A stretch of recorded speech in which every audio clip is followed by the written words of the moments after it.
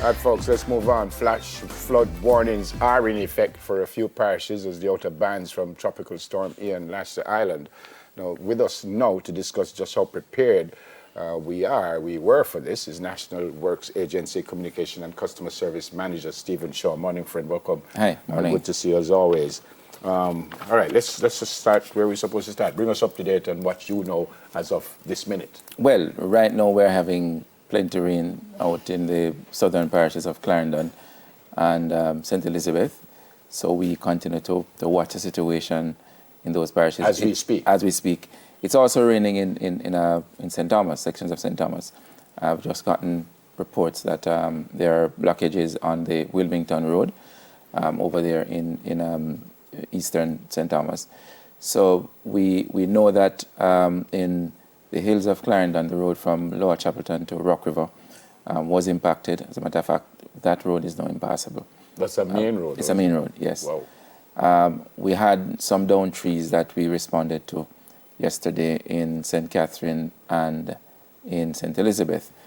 But as I have said before, this kind of rainfall may not impact you at the beginning. Correct. But because you have continuous rain over an extended period, that is quite dangerous for us because we have to now look at rockfalls, breakaways, landslides, and the like impacting roads, especially in those areas that are highly susceptible to these occurrences. So the St. Andrew rural, both east and west, we have to continue to monitor. Where is east and west? Well, in the west, we're talking about places like Lawrence Tavern. Okay. In the east, you're talking about beyond Gordon Town, going Mavis Bank and so on. Mm-hmm. We have to be monitoring like the junction over in St. Mary. Yeah. St. Thomas, we have to be looking at flooding, the likelihood of flooding, places like Hardley, Port Morant, and so on. We did have a little bit of ponding in Port Morant yesterday. And of course, in Clarendon, we have to be looking at the possibility of landslides in the north, and in the south, you tend to have issues with flooding. I know that sections of Maypen are experiencing heavy rains, and I got a call just before I came on here that there is some flooding in that space. So it's something that we have to be watching and monitoring. Even on the way down here this morning? Yes, I mean, coming here just now, I came through heavy downpour. So and Kingston too. Wind. And wind, yes. So we're experiencing some of the outer bands of the tropical storm, now Hurricane Ian. Yeah. So essentially what you're saying is even with what we're going through now, we can brace that there will be adverse situations, consequences, maybe a week from now, because when water settles on the road, right? Yes. It weakens the structure. It does. And as I said, the fear for us is really where we have, we might have had landslides or breakaways before. Those can become worsened. Where the hillsides and embankments become heavily saturated because of hours and hours of rainfall, and that too will in some instances cause landslides to impact roads, either reducing them to single lane or completely blocking them. We had a huge problem in Gordon Town recently, and the road was out for a while. That was fixed. Yes. What's going on right there now? There is okay. We're actually working further up the road. There was another area that required a retaining structure, and we are actually underpinning a section of a wall while we are going to be reconstructing a bit that broke away. Yeah. Well, when this happens in the middle of that, are you back to square one, Stephen? Well, thankfully, at this point, we are not. And we hope that we don't get there. But, we're pushing. Yeah. Drainage is also a key issue. I don't know how much work we were able to do before the season started. All right. We did, every year we have 3 phases of drain cleaning activities that we undertake as part of our preparedness. So we had completed the first tranche sometime in June, July, thereabouts. We got another bit of funds through the ministry in early September, and we actually started the process to getting some critical drains clean. Last week, before the Ian became Ian, when it was TD9, we were instructed to go out and treat with some of the more critical areas. And so we did work in many places in preparation for what was then the Tropical Depression number 9. And we'll continue because, as I said, we did get some funds in early September, and we are going to be using same to At the top of the interview, I asked the question, were we prepared for this? And are we prepared for what's to come? Well, we don't know what is to come.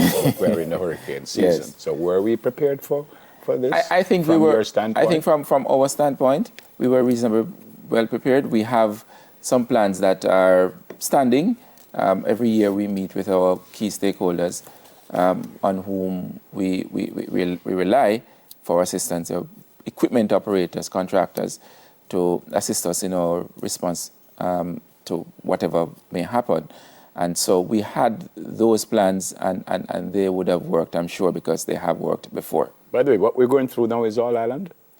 I believe so. I spoke to my colleague in the West just now.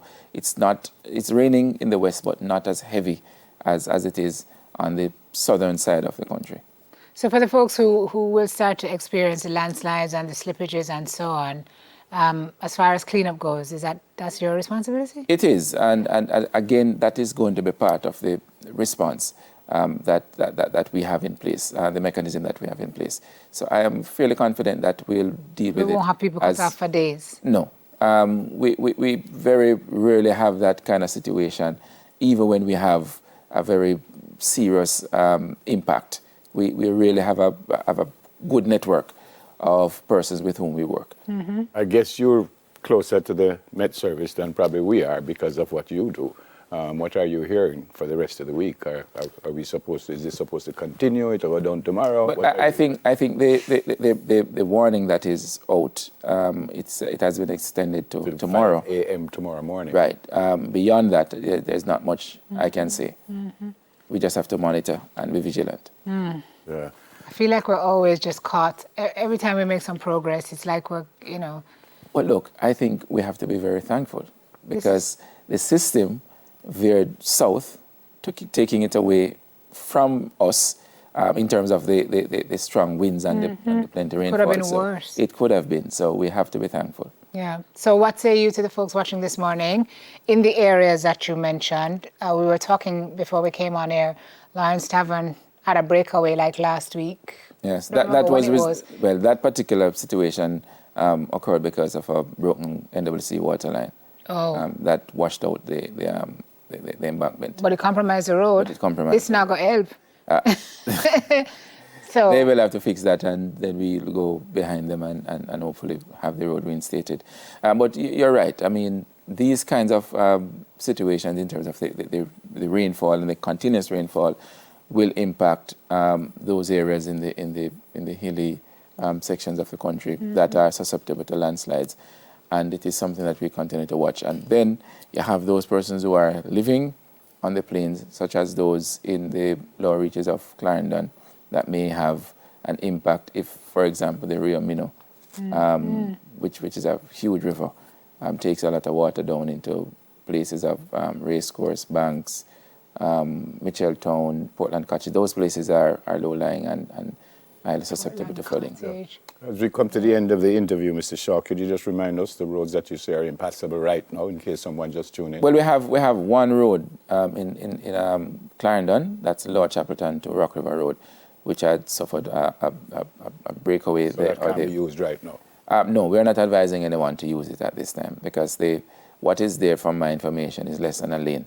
Less than a lane? Less than a lane, yes. And who should be on high alert?